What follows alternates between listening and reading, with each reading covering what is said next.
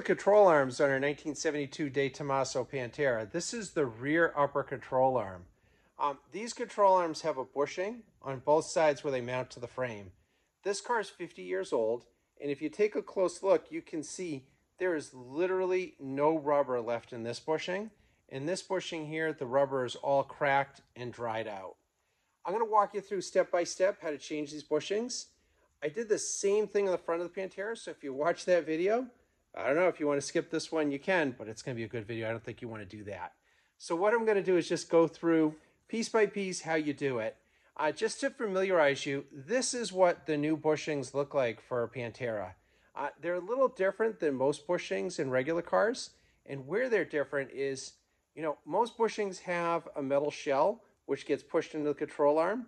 They have a rubber bushing, and then they have a shaft, a steel shaft that goes through the middle. What makes these unique is on both ends, they have a metal washer that's welded onto the shaft.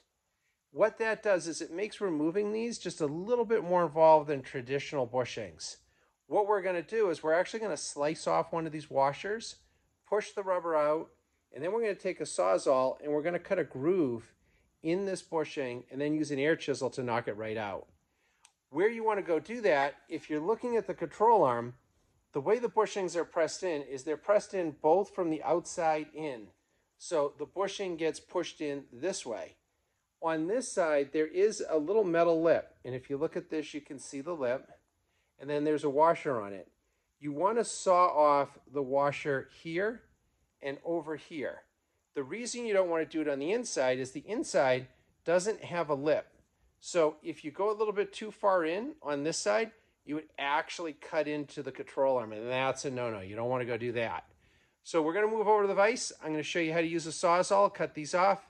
We're going to blow the centers out, get rid of the rubber, slice them, and then we're going to use an air chisel just to freaking knock them right the heck out. Now we're over at my trusty vise.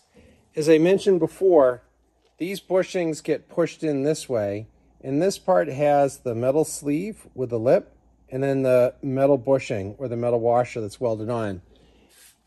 You want to put your Sawzall right in between there, which is between the metal shoulder and the outer washer, and then you're just going to go for broke.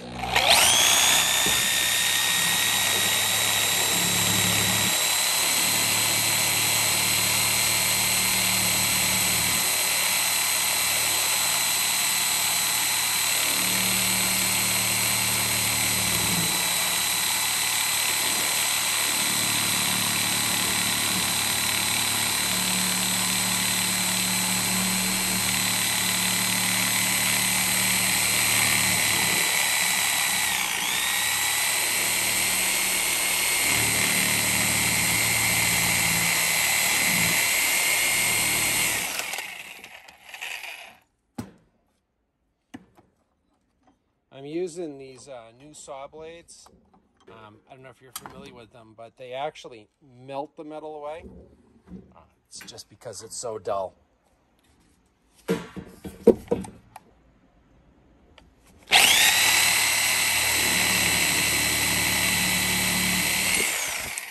right.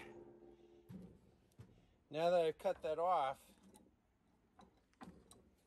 if you look at the inside, that metal lip is still there. What we're going to do is push out the center core and the rubber, and we're going to push it out that way. That will give us access to the inside. We're going to cut a groove into the sleeve, and then we're going to turn over this way and just pop it out with the air chisel.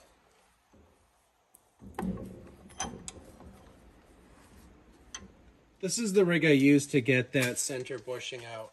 I have a socket here that's much larger than the inner washer, so you make sure that that will slide in and out pretty easy. I put a little thin socket over here that's just big enough to go over that center piece of tubing, and then I put my C-clamp on it, and I just give it a little tightening.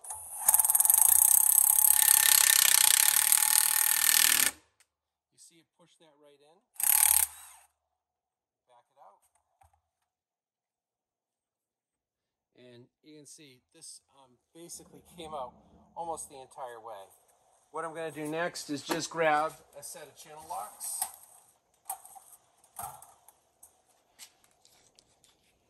grab onto the inside of the bushing, a little pull, it's out. And this is what the inside looks like. It's basically a piece of tubing, 2 washers welded onto each side. You would never be able to push this out without taking this out first. The next thing I'm going to do is remove my socket, and then I'm going to pull the rubber out that's remaining inside of this thing from the bushing to get this completely clean. Once all this rubber's out, I will then show you the next step, which is cutting a slot. So this is the rest of the rubber bushing that's in here.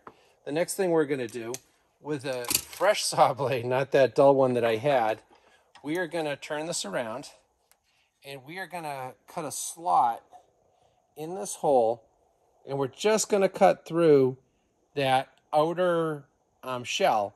And what that's going to allow us to is it's going to relieve the pressure on this, allow us to take an air chisel, hit this, and this will pop out. Now, it pops out this way from the middle to the outside, but it doesn't really matter which way you do the slicing from. You want to be very careful that you're just going through the bushing itself and you don't get into the control arm. It's fine if you nick it a little bit, but you really want to go light on it. The next step, as I mentioned, we're going to take our Sawzall. We're going to put our blade right in there, and you want to go light and you want to check your work often.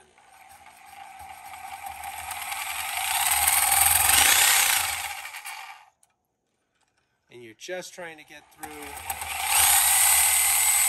that bushing shell. And no more, don't cut into the control arm.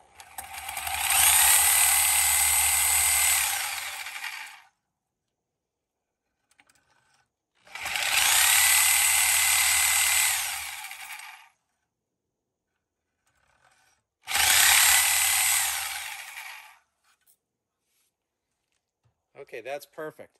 I'm going to show you what it looks like from the other side. This is what I'm going for. You can see I cut a slot in it. You can see it's through that inner bushing, but not into the control arm. Now what we're going to do is lock this in the vise. This is the slide that has the little lip on it that keeps it from going all the way in. And we're just going to tap on it with an air hammer going that way. And hopefully this bushing is going to pop right out. Okay, and then what we're going to do is we're just going to take our air chisel. We're going to use a pointed end on it. Put it right in between that bushing and the control arm. Pop that right out. If you did it right and you take a look at it, you know, I might have a little tiny divot in there, but for the most part, didn't get the control arm at all. And this will be ready to have the new bushing put in. Now I just need to do this 4 more times.